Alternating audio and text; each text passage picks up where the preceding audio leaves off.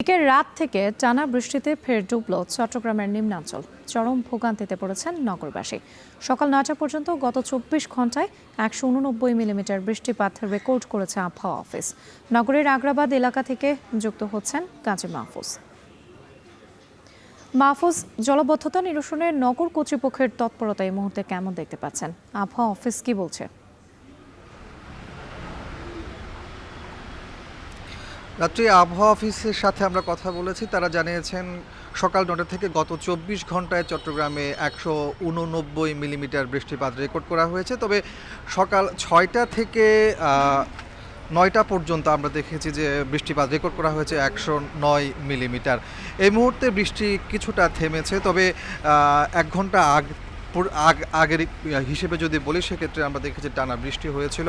আমরা এই মুহূর্তে রয়েছি চট্টগ্রামের আগ্রাবাদের ব্যাপারীপাড়ায়। এখানে কিন্তু বাসাবাড়ির যে গলিগুলো রয়েছে সেখানে কিন্তু এখনও পানি জমে আছে।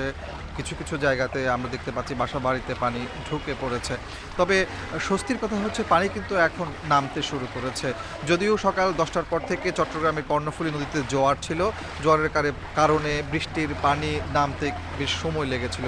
এই মুহূর্তে বৃষ্টি না থাকাতে পানি নামতে শুরু করেছে। হয়তো বৃষ্টি যদি সামনে আর না আসে সেক্ষেত্রে ঘন্টা দুয়েকের মধ্যে বৃষ্টির পানি পুরোপুরি নেমে যেতে পারে। যে জলাবদ্ধতা তৈরি হয়েছে সেই পানিগুলো নেমে আসতে পারে।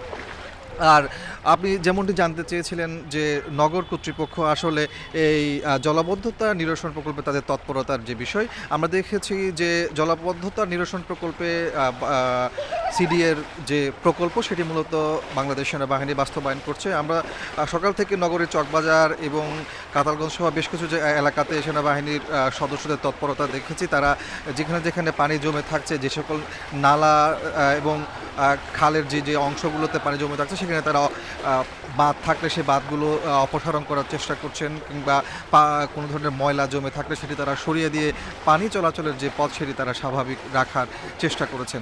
আপনি জানেন যে চট্টগ্রামের আসলে এই যে জলাবদ্ধতা এটি কিন্তু দীর্ঘদিনের সমস্যা। বৃষ্টি হলেই নিচু এলাকাগুলো, বিশেষ করে চকবাজার, কাতালগঞ্জ থেকে শুরু করে আগ্রাবাদ, হালিশহর এই সকল এলাকাগুলোতে কিন্তু পানি জমে যায় এবং মানুষ বেশ ভোগান্তির মধ্যে পড়ে। আজকেও কিন্তু আমরা দেখেছি সকাল থেকে আসলে টানা বৃষ্টির কারণে যে সকল নিচু এলাকাগুলোতে পানি জমে গেছে সেখানে অফিসগামী মানুষ, দৈনন্দিন কাজে বের হওয়া মানুষগুলো বেশ ভোগান্তির মধ্যে পড়েছে। স্কুলগামী শিক্ষার্থীরাও বেশ ভোগান্তির মধ্যে পড়েছে। তবে আসার কথা হচ্ছে যে জলাবদ্ধতা নিরসনের জন্য চট্টগ্রাম উন্নয়ন কর্তৃপক্ষ, পানি উন্নয়ন বোর্ড, একই সাথে সিটি কর্পোরেশন যে সকল প্রকল্পগুলো বাস্তবায়ন করছে সেগুলো কিন্তু একেবারে শেষ পর্যায়ে কাজ রয়েছে। হয়তো আগামী 1 বছরের মধ্যে সেই প্রকল্পের কাজ পুরোপুরি শেষ হলে মানুষ জলাবদ্ধতা নিরসন প্রকল্পের পুরোপুরি সফল পাবে, এমনটি জানানো হয়েছে। রাত্রি।